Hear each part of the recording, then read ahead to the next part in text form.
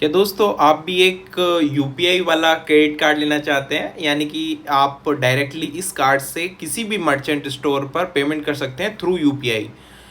अगर आप ऐसा कोई कार्ड बनवाना चाहते हैं तो ये आपके सामने जो दिख रहा है ये एचडीएफसी की तरफ से आने वाला यूपीआई रुपे क्रेडिट कार्ड है। क्या इसके फीचर्स हैं, क्या इसकी फीस है, क्या आपको लेना चाहिए फिर लेना नहीं लेना चाहिए, सारी की सारी डिटेल्स इस वीडियो में दूंगा। बिना देर की वीडियो को स्टार्ट करते हैं।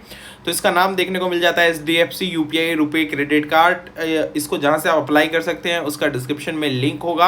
अब एक एक करके इसके बेनिफिट्स जानते हैं। तो सबसे पहले यहाँ पर आपको बता दूँ तो इसका फर्स्ट जो मेन इसका एक्सक्लूसिव फीचर है कि यहाँ पर ये रुपे क्रेडिट कार्ड यूपीआई के थ्रू वर्क करता है।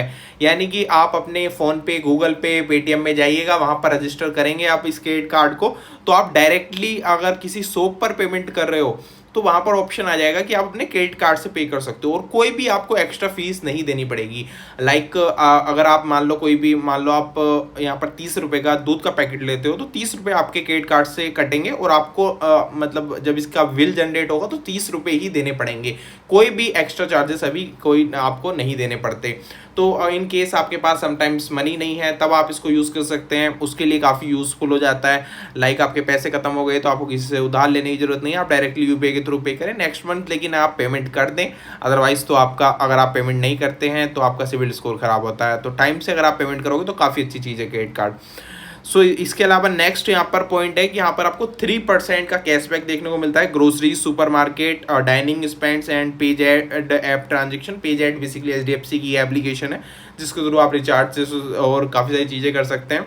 इसके अलावा ग्रोसरीज का क्या मतलब है, जैसे कि ये होता है ना, रिलायंस का स्टोर होता है, कई सारे यहाँ पर ग्रोसरीज के अलग अलग स्टोर्स होते हैं जहाँ पर सब्जियाँ से लेकर आपको बेसिक घर का सामान मिल जाता है। तो उन सब सुपरमार्केट, ग्रोसरीज के सामान पर अगर आप यहाँ पर ट्रांजेक्शन करते हो, लेकिन प्रॉपर स्टोर्स होने चाहिए, तो 3% के आपको कैश पॉइंट्स देखने को मिलते हैं, कैशबैक नहीं देखने को मिलते, माफ़ कीजिएगा। इनको आप रिडीम कर सकते हो। तो ये फैसिलिटीज़ देखने को मिलती हैं। अब इस पर आपको बहुत ज़्यादा कुछ सेविंग्स मतलब ऐसा नहीं होगा कि कुछ ज़्यादा ही यहाँ पर आपको कैशबैक देखने को मिल जाएगा, क्योंकि अगर प्रॉपरली कैशबैक देखना मिल रहा होता तो वो आपको डायरेक्टली ज़्यादा मिलता है। कैश पॉइंट्स आपके जब आप इनको रुपीज़ में कन्वर्ट कराते हैं तो कई बार कम हो जाते हैं। जैसे कि आप एग्जाम्पल के लिए मैं आपको बता दूँ, अगर आपके 500 कैशबैक पॉइंट्स हुए, एग्जाम्पल के लिए बता रहा हूँ, थोड़ा बहुत वैल्यू डिफर कर सकती है, तो ऑलमोस्ट आपके 100 रुपीज़ कुछ एक तरह से वापस हो जाएंगे, एक तरह से आप 100 रुपीज़ कुछ बन जाएंगे। ये होता है कैश पॉइंट्स का चक्कर। इसके अलावा यहाँ पर 2% कैशबैक पॉइंट्स यहाँ पर यूटिलिटी स्पेंड्स पर आपको देखने को मिल जाते हैं, और ये पूरी प्रोसेस एक कैलेंडर मंथ जैसे लिखा हुआ है तो उसके अंदर है कि आप इतना यहाँ पर अर्न कर सकते हो।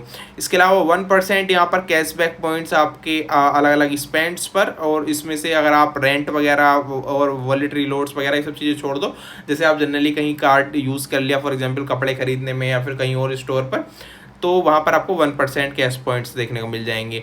इसके अलावा यहाँ पर स्मार्ट EMI यहाँ पर कन्वर्टर, ये तो आपको नॉर्मली होता ही है सभी एचडीएफसी के यहाँ पर क्रेडिट कार्ड में कि आप अपनी जो भी EMI में कन्वर्ट करा सकते हैं। बट मैं आपको सजेस्ट करूँगा EMI के ज़्यादा मतलब चक्कर में नहीं पड़ना चाहिए, कम से कम अपनी EMI रखो, बेटर रहता है। अगर आपकी इनकम फॉर एग्जांपल 20 रुपया है तो बस जस्ट यहाँ पर आप 3 रुपीज़ की या 4 रुपीज़ की EMI रखो, मैक्सिमम 5 रुपीज़ की, वो भी ज़्यादा ही है। आपको इतनी ज़्यादा से EMI नहीं रखनी चाहिए, उससे फिर आपको लॉन्ग टर्म में प्रॉब्लम होती है। इसके अलावा यहाँ पर आपको कुछ अलग अलग बेनिफिट्स देखने को मिल सकते हैं। यहाँ पर आपको ट्रांजेक्शन्स के ऊपर कुछ अलग अलग, जैसे कि यहाँ पर कुछ वाउचर्स वगैरह देखने को मिल जाएंगे। इसके अलावा आपको कुछ लायबिलिटी वेवर्स देखने को मिलते हैं अगर आपके साथ कोई फ्रॉड ट्रांजेक्शन यहाँ पर हो जाता है, आपने किसी को डिटेल्स वगैरह बता दी। कभी भी अपना OTP वगैरह नहीं शेयर करना चाहिए किसी के साथ, ये बिल्कुल सीरियस वार्निंग है। और कोई भी लॉटरी या भाई कोई भी आपको पैसे क्यों देगा, यहाँ पर एक डायलॉग है ना, कोई आपको प्यार क्यों करेगा, वैसे ही आपको कोई पैसे क्यों देगा, या फिर आप तो मतलब समझो कोई ऐसे लालच में नहीं आना चाहिए। इसके अलावा यहाँ पर आपको सारे के सारे अवार्ड्स कुछ आपको देखने को मिल जाएंगे इसके बेसिकली क्रेडिट कार्ड पर। जब आप इसको यूज़ करेंगे तो कुछ वाउचर्स वगैरह आपको देखने को मिल जाएंगे, बाकी डिटेल में आप पढ़ लीजिएगा। जैसे कि यहाँ पर लिखा हुआ है कैशबैक पॉइंट इसका 0.25 रुपीज़ के बराबर है, तो आप लोग आइडिया लगा लीजिएगा इससे। और यहाँ पर आपका यूपीआई तो वर्क करेगा ही। कैसे वर्क करता है मैं किसी दिन अभी आपको वीडियो बनाकर बता दूंगा। ये मनी प्लैनेट को आप सब्सक्राइब कर लीजिएगा और इस वीडियो को लाइक कर दीजिएगा ताकि आपको जल्दी से जल्दी इन्फॉर्मेशन मिल जाए सारे की सारे यहाँ पर फाइनेंस रिलेटेड चीज़ों की। इसके अलावा यहाँ पर कौन लोग इसको बनवा सकते हैं, तो आपकी उम्र यहाँ पर 21 से 65 साल के बीच में होनी चाहिए। आप कोई जॉब करते हैं या फिर आपका खुद का बिजनेस होना चाहिए। मिनिमम इनकम अगर आप सैलरीड हैं तो 20,000 होनी चाहिए। 20,000 से कम वाले भी अप्लाई करके देख सकते हो, लेकिन मिलने के चांसेस थोड़े से कम हो जाते हैं। इसके अलावा यहाँ पर अगर आप खुद का बिजनेस करते हो तो लगभग आप 50,000 रुपये पर मंथ कमा रहे हैं, तो अच्छी बात है। उससे कम भी कमा रहे हैं तो भी अप्लाई करके देख सकते हो। डिस्क्रिप्शन में लिंक मैं डाल दूंगा जहाँ से आप HDFC की साइट पर पहुंचेंगे और वहाँ से आप डायरेक्टली ऑनलाइन अप्लाई कर सकते हो। इवन आपको KYC के लिए भी समटाइम्स जाने की जरूरत नहीं होती, बंदा या तो घर पे आता है या फिर आपकी वीडियो KYC के थ्रू KYC कंप्लीट हो जाती है।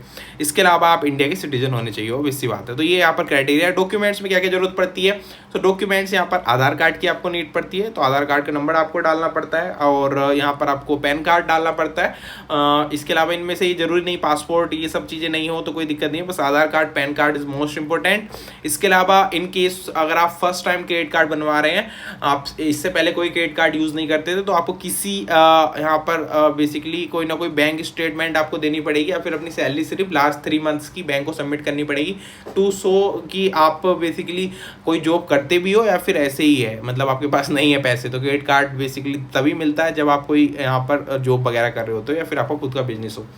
सो बाकी अगर आपके पास ऑलरेडी क्रेडिट कार्ड है तो आपको बहुत ज़्यादा हेडेक की जरूरत नहीं पड़ेगी। डिस्क्रिप्शन में लिंक है, जाइए डायरेक्ट अप्लाई कीजिए, पैन कार्ड आधार कार्ड वहाँ पर डालिए, अपना आपको ऑटोमेटिकली चीज़ें समझ आ जाएंगी, बहुत ज़्यादा कुछ हेडेक नहीं करनी पड़ेगी। 10-15 दिन में क्रेडिट कार्ड KYC के बाद बनकर आपके घर में आ जाएगा। स्टेप में यही लिखा हुआ है कैसे आप इसको अवेल वगैरह कर सकते हो, तो उसके सिंपल से स्टेप्स है जो मैंने आपके साथ शेयर कर ही दिए।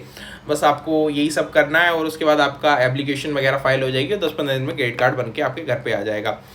सो फिलहाल इस वीडियो में इतना ही। अगर वीडियो अच्छी लगी तो इसको लाइक कर दीजिएगा और ए मनी प्लैनेट को सब्सक्राइब कर लीजिएगा। आपको ऐसे ही फाइनेंस रिलेटेड वीडियोस वगैरह मिलती रहती हैं। तो फिलहाल इस वीडियो में इतना ही। थैंक यू सो मच दोस्तों इस वीडियो को देखने के लिए।